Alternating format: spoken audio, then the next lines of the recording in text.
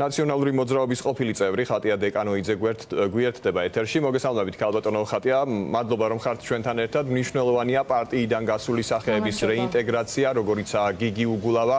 თქვენ ნახავდით ფორმულასთან სააკაშვილის ინტერვიუს ამ თაობარ გზავნილს. პერსონალურად არ უხსენები ხართ მას, მაგრამ მიიღეთ თუ არა ეს გზავნილი საკუთარ თავზეც? მე არ მინახავს თქვენი სიუჟეტი, არ მომისმენია, მაგრამ დღეს თქვენს კოლეგებს რაც უთხარი, ალბათ იმის გავიმეორებ. მე დავტოვე პარტია კონკრეტულად იმ მიმდინარე პროცესების გამო, რომელიც იყო პარტიაში. ეს იყო მაგალითად არ მოყვები, ბევრი იყო, ბოლო იყო პოლიცსაბჭოს არჩევნები, მე არ ვეთანხმებოდი ზუსტად იმ კონტექსტს, რომ არჩევნები ასეთი ფორმით უნდა ჩატარებულიყო, სააკაშვილის, ასე ვთქვათ, თემის და ჯანმრთელობის თემის ხაზად გამოყენებას და ეხლა არ ვიცი სოციალურ ქსელში ძალიან ბევრი ადამიანი რომელიც წერდა სააკაშვილის ჯანმრთელობაზე საერთოდ აღარ იღებს ხმას და ძალიან ბევრი ადამიანი რომელიც საუბრობდა, მაგრამ მე შორს ვარ იმ აზრისგან, სიმართლე რომ გითხრათ, რომ ეს სააკაშვილის მიშას, ასე ვთქვათ, პირადი სურვილიც არ იყო, ხო? ანუ ის იყო მისი გადაწყვეტილება და როგორც ჩანს, მას ეს პროცესები უნდა რომ პარტიაში განვითარებულიყო. ანუ მე მგონია რომ, ასე ვთქვათ, ძალიან არ მგონია რომ სააკაშვილის გარეშე მოხდა ის პროცესები, რომელიც მოხდა. ხო, ბავშვობაში ფორმულასთან ინტერვიუში, წერილებში, რომელიც მან კითხვების საპასუხოდ გამოგზავნა, ის ამბობს, რომ მნიშვნელოვანია ძველი სახეები წინ წამოვიდნენ, მაგალითად ასახელებს კობა ნაყოფიას, გიორგი კირთაძეს, ეკა ხერხეულიძეს და ასევე მნიშვნელოვანია პარტიიდან გასული სახეების რეინტეგრაცია, მაგალითად გიგი უგულავა მოხდა. კიდევ ერთხელ, რადგან თქვენ არ მოგისმენიათ დეტალურად მაინც. ესეთ რა, მე ვფიქრობ, რომ ეს არის მიხეილ სააკაშვილის, ასე ვთქვათ, მცდელობა და პარტიის მცდელობა, რომ რაღაცნაირად შეინარჩუნონ ერთიანობა.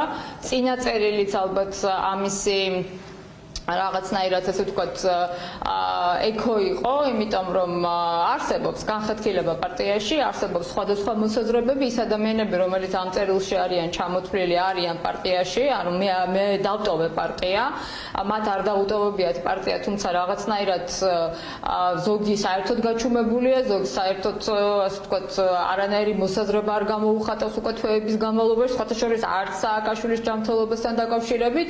ამიტომ ეს რაღაცა ერთიანი პოზიცია რო შეინარჩუნონ, ალბათ მიხეილ სააკაშვილის, ასე ვთქვათ, პოზიციაც ეს იყო, ხო? მე ესე ვფიქრობ. ხა ფაქტია, რომ ეს პრობლემა არსებობს, ფაქტია, რომ აქტივის დონეზე, ზედა დონეზეც არის ძალიან სერიოზული აზრთა სხვადასხვაობა და მე ვფიქრობ, რომ ამ კუთხით ერთიანობის შენარჩუნება მე არ ვიცი, ვერ წარმომიდგენია სიმართლე გითხრათ, ან რა აზრი აქვს პარტიაში ყოფნას, როდესაც თვეები ისე გადის, რომ პოზიციას არ აფიქსირებდა, არ იზიარებს, თქვათ, მენეჯმენტის ქალბატონო ხატია, მე რამდენად აღნიშნეთ ეს.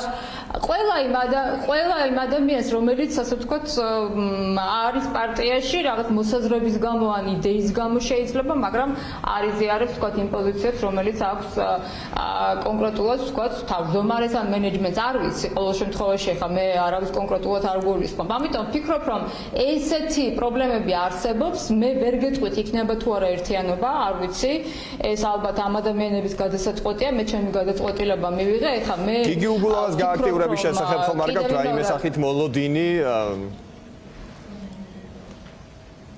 იცით რა, რა ვიცი, ესეთ პარტიის გადასაწყვეტია, ალბათ გადაწყვეტილება ხა სხვა შორის გიგი იყრიდა კენს, ხო, პარტიის სახელით რამდენიმე წლის წინ თვითმმართველობის არჩევნებზე.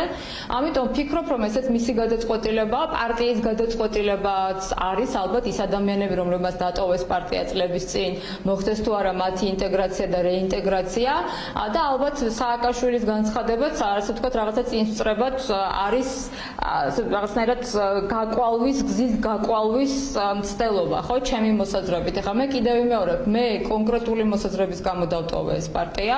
ჩემთვის ძალიან მნიშვნელოვანი იყო განსაკუთრებით, რა ვიცი, ერთობაც, ისიც რომ ეს არჩევნები არ ყოფილიყო ისეთი არჩევნები, როგორიც იყო, მე საერთოდ ამ გულისხმობ, რომ ამ არჩევნებზე რაღაცა დემოკრატიული ფორმები არ იყო, გულწრფელად რომ გითხრათ, პოლიცსაბჭოს არჩევნები არ ყოფილიყო ისეთი, როგორიც იყო. ამიტომ ამ შედეგების გამო და ამ მიზეზების გამო მივიღე მე გადაწყვეტილება. ეხლა როგორ მოხდება ამას შემდეგ ერთიანობა, საკმარისი იქნება თუ არა მიხეილ სააკაშვილის წერილები, მე ვერ გეტყვით. ამ წერილებს სხვათა შორის ყოფილმა თავმჯდომარემ ნიკა მელიამ სადღე გრძელო უწოდა და არის ასევე მოლოდინი, რომ ის ალტერნატიულ ძალას შექმნის და მალე დატოვებს პარტიას.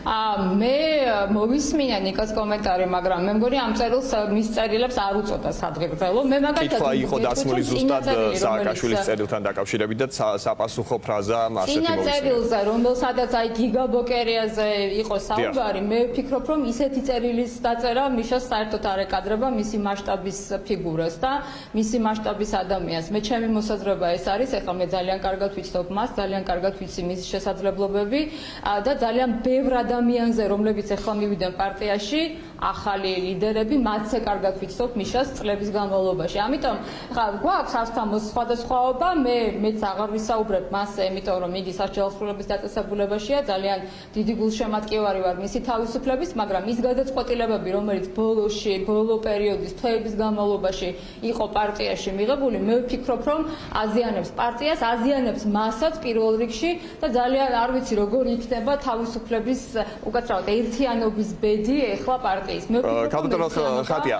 ძალიან გაჭირდება. ხომ არ გამოთქვამთ ეჭვებს, რომ ეს შესაძლოა არ იყოს სააკაშვილის პოზიციები ბოლომდე, რასაც Facebook-ზე აქვეყნებს საკუთარი ანგარიშიდან.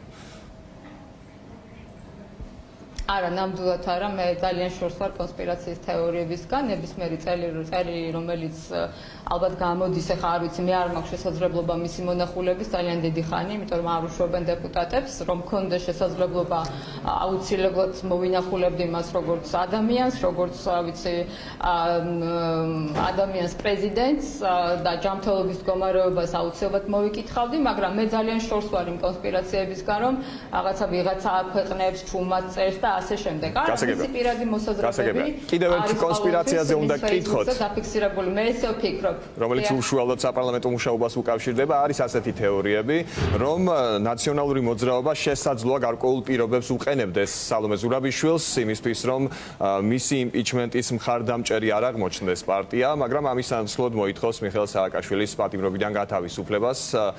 ეს შეფასებები მოვისმინეთ გარკვეული პოლიტიკური ჯგუფების მხრიდან. იცი რა, ვერ გეტყვით, მე ძალიან რთულად მესახება ეხა ასიხმის მოგროვება საქართველოს პარლამენტში. არ მეგულება უბრალოდ ეხა გარანტიას ვერავიზე ვერ ავიგებ ნამდვილად და ვფიქრობ, რომ ეხა ჩვენ თავზე ვართ პასუხისმგებელი იმავით პოლიტიკაშიც, პარლამენტშიც, გარეთ და ყველგან და არ შეგვიძლია აღება პასუხისმგებლობის, არ ვიცი, ჩვენი ოჯახის წევრებზეც კი ხშირ შემთხვევაში, მაგრამ ძალიან მეეჭვება ეხა რომ ასიხმა მოაგროვოს ქართულმა ოცნებამ, თუმცა არაფერი გამორიცხული არ არის, ახლა როგორ შემიძლია მე რამის გამორიცხვა. ჩვენ ესეთი პრეცედენტი გქონდა იუსტიციის უმაღლესი საბჭოს წევრების არჩევის შემთხვევაში, მაგრამ ეხლა ძალიან რთული იქნება ალბათ აი ამ გამოცდილების შემდეგ, რა გამოცდილებაც ოპოზიციას აქვს, რომ რაღაცა კიდე დამატებით 12 ხმა მოგროვდეს. აქ 100 ხმაზეა საუბარი, ხო, აქ 1 და 2 ხმა კი არ არის, 100 ხმაზეა საუბარი. მაგრამ ასევე მე არ ვიზიარებ მაგალითად, რომ დარბაზში არ უნდა ესეთი განცხადება უნდა გავაკეთოთ, რომ დარბაზში არ შევიდეს, არ დაესწროს. ეს ბადებს არა რაღაც ჩვენ შორის უნდობლობას, იმიტომ რომ ხა გასაგებია, ხა ოპოზიცია ერთიანი ვერ იქნება და ყველა მოსაზრებაში ვერ დაემთხოვა ერთმანეთს, მაგრამ ეს არის განსაკუთრებით აი ადამიან ამორჩევლის თვალში. ხო, ესე იგი, თუ ჩვენ არ შეგვიძლია პასუხისმგებლობა ავიღოთ ჩვენ თავზე, მაშინ როგორ შეიძლება პასუხისმგებლობა ავიღოთ ქვეყნის მართვაზე? ხო, ეს ძალიან მნიშვნელოვანია.